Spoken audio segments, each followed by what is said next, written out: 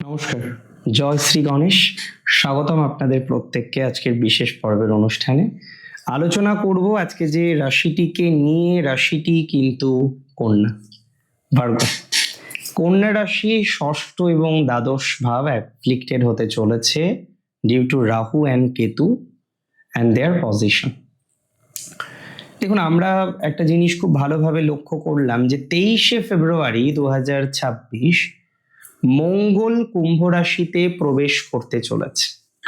আর মঙ্গলের কুম্ভ রাশিতে প্রবেশ করা এটা একটা আমি মনে করি ডেফিনেটলি এটা তো মহাজাগতিক ঘটনাই, এবং সেই ঘটনার ইন্টেন্সিটিটাকে কিন্তু আরো আরো আরো বেশি বাড়িয়ে দিতে চলেছে। সো মঙ্গলের এহেন ট্রানজিট আপনার জীবনচক্রের নানা বিষয়ে পরিবর্তন ঘটাতে সক্ষম বলে আমার অন্তত পক্ষে মনে হয়।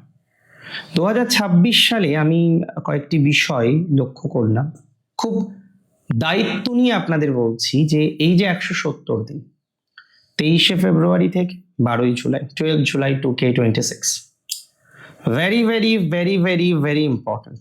আপনি বলবেন কেন? রাহু কেতুর যদি একটা কাল্পনিক অ্যাক্সিস আমি ধরে নিই বা আমরা ধরে নিই, তার এক পাশে বাকি গ্রহগুলির অবস্থান ইনক্লুডিং মুন, চন্দ্র সহ। যদিও চন্দ্র এই 170 দিন সেম ভাবেই থাকবে না, কিন্তু চন্দ্র তো এই 170 দিনের মধ্যে একাধিকবার একটা লং টাইমের জন্য এই অ্যাক্সিসের মধ্যে ঢুকে পড়বে, আর সেই সময়গুলো আপনাদের জন্য গুরুত্বপূর্ণ। এমনিতেই কন্যা রাশি, আমি বলবো কন্যা এমন একটা রাশি, যে ফ্যামিলি থেকেই বিলং করুক না কেন, কন্যা কিন্তু পদ্মফুল। কন্যা কোয়ালিটিপূর্ণ একটা রাশি। এবং আমি ওপেন ক্যামেরাতেই বলি যে আমার বাকি যে রাশিগুলো আছে, হ্যাঁ সব রাশি আমার প্রিয়, সব রাশির সম্মানীয় ক্লায়েন্টই আমি দেখি, কিন্তু কন্যা রাশি একটু বিশেষ গুরুত্বপূর্ণ। বাকি দুই একটি রাশিও আছে, তার মধ্যে কন্যা অবশ্যই একটু বিশেষ। কন্যা রাশির জাতক জাতিকাদের আমি একটা কথা বলবো যে আপনাদের এই সময়টা না গোবরে পদ্মফুল ফোটার সময়। হ্যাঁ, টাফ সিচুয়েশন, অ্যাটমসফিয়ার বলি, পারিপার্শ্বিক অবস্থা বলি, সবকিছু মিলিয়ে যদি আমি কথা বলি, এটা কিন্তু একটা টাফ সিচুয়েশনকেই কিন্তু রিপ্রেজেন্ট করে, সেটা নিয়ে আমার কিন্তু কোনো সন্দেহ নেই। কিন্তু তারপরেও সিচুয়েশন টাফ হলেও এটা যে রিকভারি করা যায়, এই সময়টাকে যে রিকভারি করে আপনি গোবরের মধ্যে পদ্মফুল ফোটাতে সক্ষম হবেন, এটা কিন্তু আমি খুব বেশি দায়িত্ব নিয়ে আপনাকে বলছি। মানে গোবরেও পদ্মফুল ফোটে, আর এরকম একটা ভাইবস আমরা কিন্তু দেখতে পাচ্ছি রাশি চক্রপটে। হ্যাঁ, গোবরেও পদ্মফুল ফোটে, দ্যাটস ট্রু। কন্যা রাশির বেশ কয়েকটি সময় আমি শেয়ার করব, সাবধানে থাকতে হবে কয়েকটি বিষয়, যার মধ্যে ফার্স্ট হলো শত্রু, গুপ্ত শত্রু, অফিসিয়াল শত্রু, রিলেটিভ শত্রু। সেকেন্ড হচ্ছে ব্যয়, খরচ। থার্ড হচ্ছে ইনভেস্টমেন্ট, ভেরি ইম্পর্টেন্ট। দেখুন, এই সময়টাকে আমি অলমোস্ট 5টি ভাগে ভাগ করার চেষ্টা করেছি, অবশ্যই চন্দ্রের পজিশনের উপরে ডিপেন্ড করে।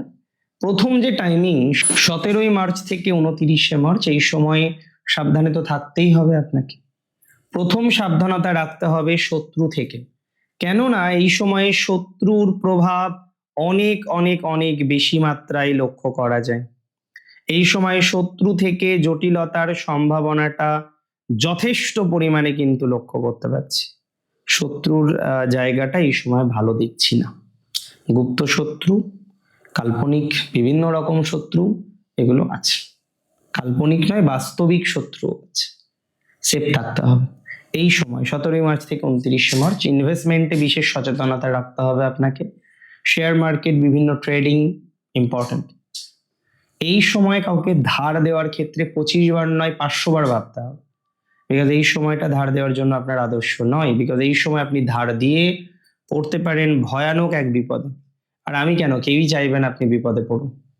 কন্যা রাশি দেখুন সবসময় হাত দরাজ নয়, তবে একটা বেসিক নেচার আছে কন্যার, খরচ করে, ধারও দেয়, বন্ধুদের হেল্প করতে চায়, আর হেল্প করেই বিপদে পড়ে। সো হেল্প করা যাবে না, কন্যা রাশির এমন কিছু করা যাবে না যাতে কন্যা রাশির জাতক বা জাতিকারা বিপদে পড়তে পারেন। আমি তো আপনাকে এরকম কোনো সাজেশন দেবই না যে সাজেশন ফলো করে আপনি বিপদে পড়তে পারেন, বা যে সাজেশন ফলো করলে আপনার জীবনচক্রে একটা কঠিনতম পরিস্থিতি তৈরি হতে পারে। 13 এপ্রিল থেকে 27 এপ্রিল এই সময়টাও গুরুত্বপূর্ণ, এবং এই সময়ে সব থেকে ইম্পর্টেন্ট হচ্ছে ভালো বন্ধু নির্বাচন করা অথবা একদম না করা। এই সময়ে সব থেকে ইম্পর্টেন্ট হচ্ছে দূরে কোথাও ভ্রমণ করার ক্ষেত্রে সচেতনতা রাখা। এই সময়ে সব থেকে ইম্পর্টেন্ট হচ্ছে বিদেশ ভ্রমণের ক্ষেত্রে বিশেষ সচেতনতা রাখা। এই সময়ে সব থেকে ইম্পর্টেন্ট হচ্ছে যে কোনো ধরনের আমি বলবো বিক্রি করার ক্ষেত্রে, আপনি কোনো একটা কিছু বিক্রি করতে চান, কোনো একটা প্রপার্টি আপনি বিক্রি করতে চান, anything you want to sell out, okay fine, সেখানে সচেতনতা রাখতে হবে, এটা ইম্পর্টেন্ট। এই সময় সচেতনতা না রাখলে কিন্তু বিপদের মধ্যে পড়তে পারেন, এটা মাথায় রাখতে হবে। 10th মে থেকে 24th মে এগেন একই কথা বলবো, দূর ভ্রমণে সাবধান, লং ট্রাভেলে সাবধান।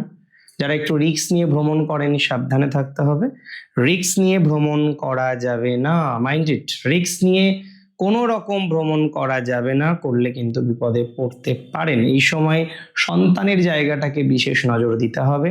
বিয়ে এই সময় ঠিক না করাই ভালো। যাদের ডিভোর্সের ঝামেলা বা অন্য কোনো ঝামেলা চলছে, they have to be safe, তাদের সেফ থাকার চেষ্টা করতে হবে, বা সেফ থাকার জন্য একটা বিশেষ চেষ্টা করার প্রয়োজনীয়তা আছে বলে আমি অন্তত পক্ষে মনে করছি। 7th জুন থেকে 20 জুন এই যে টাইমটা, এটাতে আপনার সাবধানে থাকতে হবে যারা গভর্নমেন্ট জব করেন। যে কোনো ধরনের প্রমোশনের ক্ষেত্রে এই সময় একটু বাধা আসতে পারে, তবে বাধা আসলেও যদি ধৈর্য ধরেন, তর্ক বিতর্কে না জড়ান, কোনো রকম আইনি জটিলতার নিজেকে না দাঁড় করান, তাহলে খুব সমস্যা হবে বলে আমার অন্তত পক্ষে মনে হলো না। এটা মাথায় রাখতে হবে, এই সময়টা আপনার জন্য মোস্টলি ইম্পর্টেন্ট।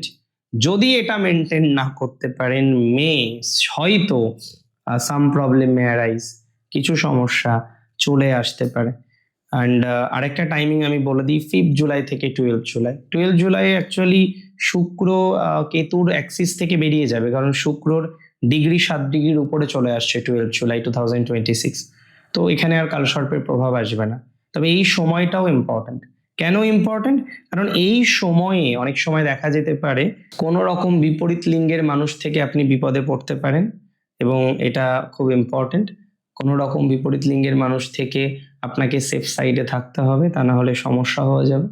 বিপরীত লিঙ্গের মানুষ থেকে বেরিয়ে এসে আপনি একটু কথা বলুন, আপনি একটু বোঝার চেষ্টা করুন, তাতে আমার মনে হয় আপনার ফলাফল বেটার হতে পারে। কোনো রকম বিপরীত লিঙ্গের মানুষকে এই সময় বিশ্বাস করবেন না। মূল কথা হচ্ছে, দেখা যাচ্ছে আপনি অফিসে চাকরি করেন, সেখানে আপনার একজনের সাথে সম্পর্ক আছে, হতেই পারেন, এটা খুব কমন, কিন্তু আপনাকে খেয়াল রাখতে হবে এই সময় কোনো রকম অনৈতিক বিষয়ে যুক্ত হয়ে বিপদে না পড়াই ভালো। আমি একটাই সাজেশন দেব, কোনো রকম অনৈতিক বিষয়ে যুক্ত না হওয়ার জন্য। অনৈতিক বিষয়ে যুক্ত হয়ে বিপদে পড়তে পারেন, বিসংবাদে পড়তে পারেন, ঝামেলায় পড়তে পারেন, এটা না করাই শ্রেয়, এটা না করাই ভালো। ভালো থাকুন আপনি, সুস্থ থাকুন, স্বাভাবিক থাকুন। জয় শ্রী গণেশ।